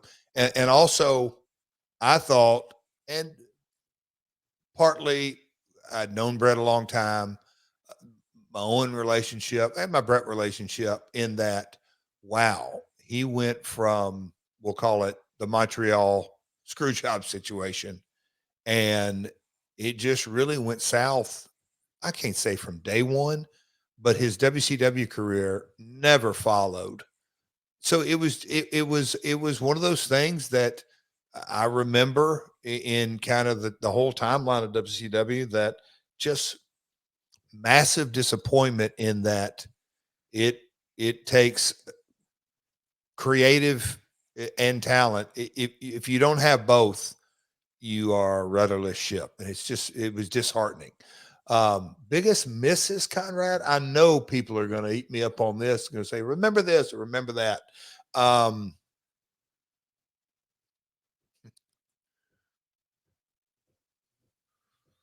Gosh. I mean, you could easily say, well, Jeff, you didn't hang on to CM Punk, but I mean, we were doing nightlies on Wednesdays that it was that I don't think that would really be in that category. Misses. You got any off the top of your head, Conrad, that could possibly be? I'll answer for you, but I'm having a hard time, and maybe it's my mindset on, because a misses would be I regret. I don't, it's not like I woke up any morning and said, you know what, I'm gonna try to screw my job up. I did the best I could at the time. Misses. Connie, I can't think of anything off the top of my head. Maybe one will come to me, but it is interesting to hear that Eric thought that was his biggest miss. Yeah, it's the one he wishes he had a do-over on the most. Yeah, and I get that. Well, I think we all wish there was a do-over for Yokozuna. Unfortunately, before we get to the pay-per-view, he passes away. This guy was one of the top stars in the business in 92 and certainly 93 and 94. I mean, those years were really built around him. Most people would agree, 93 and 94. It's like Brett and Yoko right at the top of the card. You throw in a little Undertaker and throw in a little Lex Luger, and there's your main event picture. And I know you made a bunch of towns with him in that era. Any good Yokozuna stories you can share with us? I always like to say he had an infectious laugh. Oh, Rod had an infectious laugh. Me, him, and Fuji made the towns together. Rodney pull up to McDonald's and order double the menu a couple of times, but always say, and I want a large Diet Coke. Rodney, why are you going diet on me when you're eating everything else full tilt? But no, his infectious laugh, I think a lot of people, well, in the documentary, which I saw which was really good, Rodney had a great mind for timing. When you kind of look back over the last 30 years, I call it the modern day era. Best big man, and I know he's not 6'8", 6'10", but he's 350 plus. Him and Undertaker, those matches, and they knew how to. That's what I'm saying. That I learned a lot by watching him and Mark in casket matches on some different things on timing. They maximized everything. I wish. And this is sound like an old timer statement. It's not. I'm not saying for talent to slow down in their matches. That's not what I'm saying. I'm saying when it is time to slow down and let the moment sink in, Rodney did that as good as anybody. Great dude. Let's talk about some news and notes from the Observer. CNN ran a special on Goldberg on October 22nd, and Goldberg talked about his parents' divorce 13 years ago, saying he's still angry about it to this day. They showed Vince Russo and the booking team talking about a Nitro script where Goldberg would get revenge on Steiner. Russo had an idea that Steiner would be in the dressing room bleaching his mustache, and Goldberg would pour the bleach down Steiner's throat. They actually showed a booking meeting where Russo wanted Goldberg to pour Clorox down Steiner's throat as revenge at an angle. But Ed Ferrara noted, you don't bleach a mustache with Clorox. He then said they could use bleach instead. That one never made television. What in the world? I guess sister network, CNN and TBS and TNT, let's go do a documentary behind the scenes. I don't know. Conrad, it's WCW in the dying days. Do we need to say any more? No. I will say this. Backstage, Steiner doing his full-on prep for a match, or not match, prep for a look. Quite the process. So the dyeing / bleaching of the mustache is based in reality. I'll say that. So I'm sure I'm well aware where Ferrara or Terry Taylor or whoever said that in the clip. Lots of good news in this show. We're talking about Halloween Havoc. Are we finally at the pay-per-view? No. We're at the pay-per-view. 60% capacity. There's 7,582 fans there. 5,777 of them are paying $212,750 $698. And you guys are going to continue to do really well when you go back across the pond, and you're going to pop back over by the end of the year and have a bigger crowd in Chicago. But this is one of your last big domestic crowds, especially from a gate standpoint. And Meltzer, coming out of this pay-per-view, it's not too optimistic. No. He says it's really sad and quite scary when in the year 2000, people are talking about someone like an Ole Anderson or Bill Watts as someone who needs to be brought into WCW. With the company failing on every level, Halloween Havoc could have been viewed by talent as their chance to make potential buyers view their potential roles in a new company more highly. And in the case of the few of the wrestlers, they may have thought that. But a company lacking any authority from the top continued with mostly poor matches and abysmal booking, leading to what many call the October 29th show from the MGM Grand Garden Arena in Las Vegas, the worst pay-per-view of the year. Aside from a good opener and a better than expected hardcore match and a decent title match with a weak finish, the less said about this show, the better. The company still hasn't made any strong changes to lead the public into believing this is a new era. The only way to avoid the continuation of the downward spiral is to very publicly admit the past year, and really 2 years, have been a disaster, which is easy to do, but it goes in a completely different direction, which is a lot harder. The problem with the booking of this show is that even when Russo was not involved, the main scriptwriters, Ed Ferrara and Bill Banks, learned from Russo. While the show wasn't overbooked in regard to the quantity of things, it still booked largely for silliness with no regard to understanding who to put in the ring against who that will deliver an entertaining performance, a methodology that over the past year has been a failure. With Russo out, claiming a combination of post-concussion syndrome and stress, those put in charge, largely Terry Taylor, Ed Ferrara, and Bill Banks as of the writing of this show, were told to continue Russo's stories as opposed to breaking away from them and starting their own, and nobody was put in final charge. So with Russo out, the edict comes down from corporate brass. Don't change anything that he's been doing. Keep doing it the way he's been doing it. But he's not going to be here. Boy, you mentioned leadership before. We really are a ship without a sail here at this point, no? And think about the lack of understanding of the industry. I mean, and I don't profess to know other lines of work, but I mean, hey, keep doing what this guy's doing, but without him around. So are we supposed to be a mind? It's like we're writing a book here. This is creative. It's like that in a lot of ways, that's an impossible task. Like, oh, Conrad, think about that. Wait, I don't know. It's frustrating. It's frustrating even now, 23 years later, of how screwed up all of that was. But yeah, lack a leader, but the kind of leader of creative. We want you to keep doing what he's been doing, but he ain't going to be around. And we're really not sure what he was going to be doing. I mean, it's crazy. Yes, God. Oh, Conrad. This whole show is a mess. We got Conan teaming up with Tigress to take on Shane Douglas and Tori Wilson. That gets a dud rating. We've got Buff Bagwell versus David Flair. It's billed as a DNA match. We're trying to see who the daddy is. This is like an Abyss fantasy football draft. It's just bad. Yeah, it's just terrible. It makes no sense. I mean, it's a disaster. Mike Sanders is going to win the commissioner's job in a messed up finish by countout over Ernest the Cat Miller. Of course, we're trying to do kickboxing here on the pay-per-view. We've got Mike Awesome and Vampiro. Meltzer would say this is the most blown spots in a pay-per-view dating back to the legendarily bad Sabu Sandman match from the ECW show in Pittsburgh a few years back.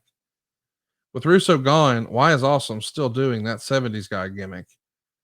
Does anyone in charge not see the obvious mistakes and create and correct them? -2.5 stars, including, I can't believe this is real. Yeah. Go ahead. Mike Awesome's going to powerbomb Vampiro off the top rope into the ring. There was supposed to be a table there to protect Vampiro on the bump, but with no table there to slow him down, his head bounces when he hits the mat. It is a severe concussion that he suffers as a result of this. The next day, his fingers are numb. He goes to the doctor. They send him home. It's just unnecessary. Yes. Like, not only do we have bad creative and silly stipulations and kickboxing with rounds on pay-per-view for a wrestling show and mixed tags and a DNA match. Yeah, a DNA match. Now we're actually getting people hurt for real. Not only that, but the production was a mess too. Meltzer would say, in an embarrassing bit of production, they played a pre-tape showing Palumbo and Stasiak dressed in their clothes. This is seconds earlier after being in their gear doing the run-in. Alertly, because of that snafu, they put on the Chiron taped earlier in the day. Which didn't make sense, but go ahead. Didn't make any sense. It's just a total mess. There's no quality control. There's no continuity. And now it's time for Jeff Jarrett and Sting. God almighty. 14 minutes and 38 seconds. Meltzer would say, and the booking got even worse. This match was a backdrop of outside interference. First, a guy dressed up as Sting in 1989, which is Robbie Rage here of the former High Voltage, is going to come out. Sting pounds on him to the stage and drops him with a Scorpion Death Drop on the ramp. And then comes Sergeant Pepper Sting. This is actually Steve Armstrong. This is Sting of 1990. Sting's going to give him the Scorpion Death Drop on the ramp. And here comes Wolfpack Sting. And Meltzer says, I think this is Chris Harris, but I'm not sure. Sting got the bat away and destroyed him. Gives him a Scorpion Death Drop on the ramp. Jarrett hits Sting with the bat and gets the advantage. And Sting makes a comeback and gets the Scorpion when the current Sting comes from under the ring to drag him down. And he says, I think this is Danny Harris. I think that's Chris Harris there. But he's saying he thinks it's a guy who used to do a few New Japan tours as Dan Devine. And Sting comes out, and the latest fake Sting was bloody. Then the lights go out, and Sting from the ceiling came down. And as Sting is beating on imposter number 5, his wig came off, and he was basically balding. And they joked it was a 70-year-old Sting from the year 2025. Which, by the way, he'll almost make. I mean, he's going to wrestle his last match in 2024. Sting gave future Sting the Scorpion Death Drop through the table and put Jarrett in the Scorpion again. Current fake bloody Sting then broke it up with a guitar shot, and the real Sting barely sold. Jarrett then hit Sting with a second guitar for the pin. Real Sting seemed to bleed hard way from Jarrett's guitar shot.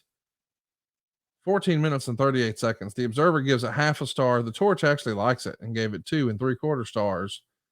Listen, I like when we lean into comic book stuff with some of these comic book type characters. And that is really what Sting looks like he was. He was fresh off of the pages of a comic book. And I mean, even going back to early 90s Sting, he was a superhero and now maybe a darker character that we would see in the late 90s, but still a comic book. So having all these different fake Stings, okay. But then when we try to suspend our disbelief that, oh, they're really competing and the winner gets the bigger side of the purse and eventually somebody gets a title shot, I don't know. How do you make sense of all these fake Stings? Can you convince me this was good, or was it a good idea on paper and an execution not as much, or what do you think? Overbooked. Yeah. If this is a angle and a build that you spread out over 4-6 weeks, that the first Stings was like week 1 and the second Stings were week 2, it's kind of, you could maybe do an episodic storyline, but you so eloquently do, like you always do, is when you actually got to go ding, ding, here's the match, pinfall, submission, count out, whatever it is, then that's where, and you know, me and Vince and Dutch, but we would always kind of get into these healthy debates that, look, it's not necessarily the ideas completely convoluted, but it doesn't work within the context of a match. And he would say, bro, I'm not a wrestler, and say, you're right. So let's not put that in a match context. Let's put that in storylines and spice ups and builds and angles and all that. But when you get to a match, it all has to pay off ultimately in a 1-2-3. And then you get into, well, that's not entertaining. Well, yes, it is. If you build intrigue and make the win and the loss, wins and losses don't mean anything. It's that subjective debate that has gone on since the beginning of time in wrestling. But that's, to me, you kind of nailed it. And when you sit back and look at this as a contest, look, scripted, whatever you want to say, but in the context of sports entertainment / professional wrestling, when you're trying to put on a match, you got to have some wrestling logic, and Dutch would lean into wrestling logic. Okay, how are we going to get to that 1-2-3 and make it mean something? It's not, you have to follow it up, make it mean something. Anybody can get to a 1-2-3 or a count out or a DQ or whatever it may be. How do you make it mean something where your audience emotionally connects? This was just too much. But, to add insult to injury, when you have 5 matches behind it that were overbooked as well, it's they're just, the audience is just like, okay, I don't like this. I'm voting on this. I don't like this. And in Vegas, would you say you had 7,000, 6,000 paid, 5,600? 5,700 paid. Yeah. I mean, comparatively speaking, 2 years before that, probably sold out that arena. So still better than what we'd been doing, but business was down and nothing was changing to right the ship. This is just, God. And that's the other thing, Conrad, that, when you say this is the worst pay-per-view of the year, it's like saying, for the WWE, hey, WrestleMania was their worst pay-per-view of the year out of the 12. That says a lot. When Halloween Havoc, which was hypothetically the biggest show of the year for WCW, when that was, in one man's opinion, I'm sure Keller and other folks might not have called it the worst of the year, but it was universally not praised. That's just such a bad sign. It is a bad sign. And I know it's got to be a little disappointing from you, because even though you're a businessman and rah, rah, rah, you're also a huge wrestling fan. And Yep. you had to grow up really admiring the career and the legacy that Sting had built, and certainly his position as really the franchise player, where the WWF had Hulk Hogan and later Bret Hart. WCW had Sting and occasionally Ric Flair, but Ric Flair would be on the dark side. But as far as the guy who was sort of waving the banner for the babyface side of WCW, it's really Sting. And so you growing up as a heel, I'm sure you had to think, dude, that's perfect. We're close in age, and he's been on TV. He's more of the main guy. He's the top babyface. If I'm making a list, an old school college rule sheet of paper, here's the baby faces on one side and here's the heels on the other. Well, Sting's that upper echelon heel or baby face. I want to be on that same level on the heel side. We're going to have fun. And then you find out, hey, it's Halloween Havoc. That's a big pay-per-view. It's in Las Vegas. It's going to have a big fight feel. You get it. But maybe it's not the type of match you would have hoped for. Bingo. Yeah, but it's, here we are 23 years later. It's easy to look back on it, but yeah, going into it, you want, it's the biggest show of the year, and you're wrestling a top 3 franchise player, the franchise player, but a top 3 talent. Yeah. And of course you have high hopes, but on the flip side of that is, as a heel, as you said, you're thinking, okay, the babyface wins in the big blow off matches. It's just nothing really jived at all.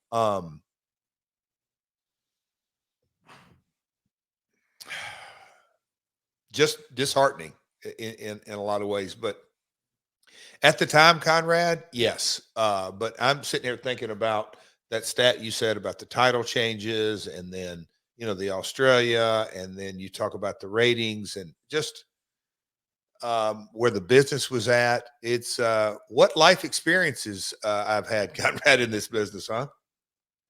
It really is amazing. And I'm curious if you can take us back to that night Halloween Havoc. Here we are a year later after your big return. You've walked out on Vince. You make your presence felt in a big way the very next day on Nitro. Russo's getting behind you. You've had a lot of main event opportunities.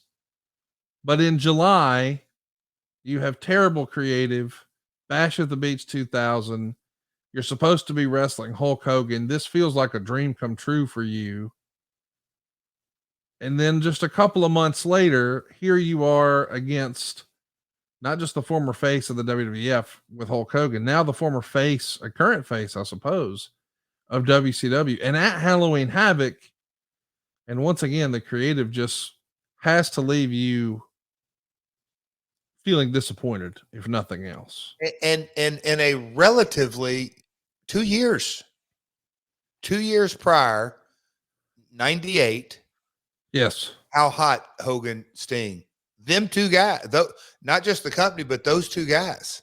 The Hogan Sting storyline is what put the WWF on their heels. And now you've had a chance to face them both on pay-per-view. Bash at the Beach, what a huge show and important show in the history of WCW that is. I mean, there you are wrestling Hulk Hogan 4 years to the month at that same show where he changed wrestling forever and turned heel. And it's less than creative. And now Hogan's gone and not coming back. And now here you are at the MGM Grand Garden Arena in Las Vegas, big fight feel against Sting. Once again, less than creative. There's all these rumors behind the scenes. Hey, Vince is going to try to buy the thing. Maybe Bischoff's going to buy the thing. But you can't even really go talk to anybody. It's not like you can set up an appointment and say, Johnny Ace, Terry Taylor, Bill Banks. I think we need to do something else, because they kind of have the edict that's been passed down that this is what Vince wants. Or can I talk to him? He's not here. He's hurting. You're in a can't win situation.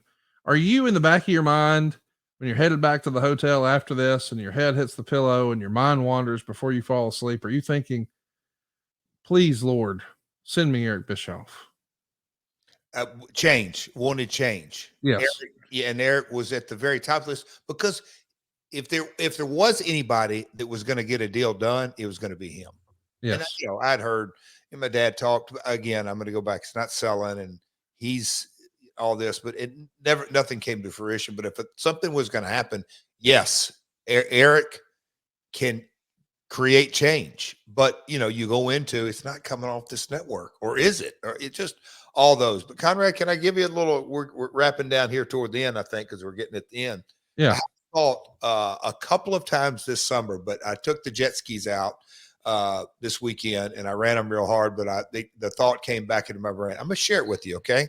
Have you ever? And maybe there's a business law or principle or a thought, but I'm sure you pulled folks on tubes, right? On boats. Sure.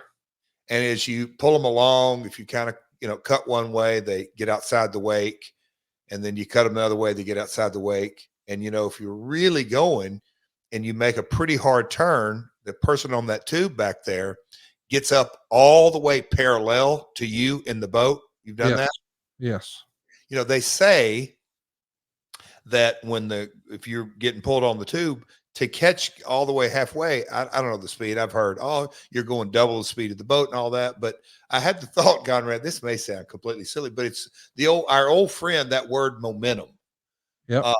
And the power of momentum in wrestling. I kind of look back on territory days. I looked on our Texas days, because that really started. Business was so bad in WCCW and the Von Erichs no showing and everything that with that. And then kind of one angle on a Friday night led to another angle. And then all of a sudden it was like that momentum got rolling. And then Friday nights and Saturday mornings, and you're selling out, and you kind of look at the Attitude Era, and you look at different things, all the different examples in our business and how important momentum is, but what starts it. That's kind of where I was going with it. But that was my silly thought. I had a couple of times that when you're pulling somebody on a tube, what is that engine that starts that really big momentum to get you way outside the wake and get away from all the clutter and the waves and the everything that goes with it? So is there something WCW could have done to create momentum the other way? I mean, I think they tried when they tried to do the. Go ahead. No, I just say, would it have been Eric? Well, I mean, I think they tried that in April of this year. Eric working with Russo, and that's when they sort of stripped all the belts and reset it all and said, "Hey, we're gonna, crown a new champion." And I mean, they tried to do that in April, and it just didn't work. I mean, I know that momentum is a real thing, and I know that we all wish WCW could have turned it around, but I think it would have had to have been some sort of a talent switching teams too. Okay. Like Eric has said that he felt like one of the things that WCW was missing was Pat Patterson. They needed a Pat Patterson. There was no WCW answer for Pat Patterson and what he did in the WWF. But I mean, certainly if Stone Cold came over, if The Rock came over, I mean, if The Undertaker came over, maybe that could have changed something momentarily. But yeah, I think the whole structure needed to change. And the structure of TNA is going to change. And that's what we're talking about next week. Turning Point 2008. We're going to talk about the launch of the Main Event Mafia. Mick Foley is now working on TV, and Kurt Angle's going to be working against Abyss. The Insane Clown Posse shows up with Scott Hall at the pay-per-view. We're going to debut the TNA Legends title and so much more next week here on My World. In the meantime, love to have your support over on YouTube. That's My World on YouTube.com. Got a lot of fun merch and swag available for you now over at boxofgimmicks.com. Love to have your social interaction. If you've got a question about the Main Event Mafia, you can ask it right now at MyWorldPod on Twitter, Facebook, and Instagram. Also want to remind you, if you'd like to advertise on our program, that's easy to do. It's advertisewithjarrett.com. Jeff, I wanted to close on kind of a serious note. We have a lot of fun on the program and play grab ass and love to bust Abyss's balls about Joe Burrow. But you recently had a personal highlight and a personal milestone achieved in your real life. And you sat down with some of our friends over at Cumberland Heights to talk about your recovery and your 6-year anniversary. I want to let everybody know that if you think that you can glean any value from that type of conversation, Jeff goes long form and pulls the curtain back and shares his story and his journey. And we're going to go ahead and tweet that out from all of our different accounts. I'll throw it a retweet. I know Jeff will too, but you can get it straight from the horse's mouth at MyWorldPod over on Twitter, Facebook, and Instagram. We want to share that message. Obviously, we're not using this platform to make it a self-help deal, but I know that a lot of people really enjoy when Jeff pulls back the curtain and just talks about his real life. And if we can help one person with that, boy, we've done our job. So follow us on Twitter if you haven't already, at MyWorldPod on Twitter, Facebook, and Instagram. We'll get that link to that conversation out there. It is a podcast. You'll be able to enjoy it in long form. Jeff, I never know what to expect when we sit down and click record, but it was fun, for me at least, to revisit WCW 23 years ago. It was on the folks, you're going out trick-or-treating. If you're listening to this, be careful. But it's very appropriate. It's Halloween week because WCW in 2000, there were more tricks than treats, which shall you say? What up? Yeah, no, I enjoyed today. I knew I would getting into it just because Stinger and the announcement that one of the first notes I read on this week's were, oh, Jarrett's going to come out and talk trash like Sting should be out of the business. Well, old Pally Sting, 23 years later, he is going to go out on his terms, his way, his time. I'm very excited about March from a very personal perspective that Sting is going to have his last match, and it just feels in a real cool way that if he's in Louisville this week, you're going to go, yep, that's the last time Stinger's going to be in Louisville, or he's going to Chicago, or he's going to New York, or he's going to LA, or whatever the kind of the Sting retirement tour. And I know the Eagles, Terry Funk, lots of music bands, this and that. This is the last time you're going to see him, last time. But knowing, let me say this, knowing Steve Borden, I believe that this is his final true go home tour. And if you want to see Sting for the very last time, that sounds crazy, but I mean, you know, That's what it is. yep, he is going to hang it up. And that's why I love in so many ways that he's doing it his way. Business. He has done so much for the business. Ric Flair doesn't. Sometimes Rick doesn't always tell the truth. I'll say that diplomatically. Love you, Rick. But no, he said in the ring, Sting may be one of the nicest guys I know. I think there's a lot of folks that would echo that. So for the good guys, Stinger is going out in style, and I could not be happier for him that he gets to end his career on his terms. Go see him in person while you still have the chance. AEWTIX.com. That's AEWTIX.com. And watch out for the Last Outlaw. We know for sure that every now and again his wife's high heel goes up against Ric Flair's head. I hope. It's a hard way. It's a hard way. It's a hard way. I hope Sting doesn't suffer the same fate. I mean, is that what we're doing here? Are you angling to be the opponent for Sting's last match? Nope. I wasn't angling for Nature Boy's last match, and I wasn't. You know that better than. Hey, me and Mike Keith talked about that. Oh yeah, and he was like, "No way, Jeff." I said, "Mike, maybe we." He said, "No, you didn't tell me any of this." I said, "No, that press conference, none of that." By the time we got to the press conference, yeah, but I said all that prior. He goes, "You've got to be kidding me." He watched. I mean, Conrad, I'm telling you, man, there's he's been around the South and been around Tennessee. That struck a chord with a lot of folks. It's pretty cool. So hats off to you, pal. Well, hats off to you, and thank you guys for checking us out. We tried to talk about a little Halloween Havoc. Hopefully you're not too depressed to go trick-or-treating. Kick out at 2.5, and we'll see you tomorrow night on Dynamite at AEWTIX.com. And be sure wherever you are to boo the Last Outlaw. We'll see you next week right here on My World. Peace.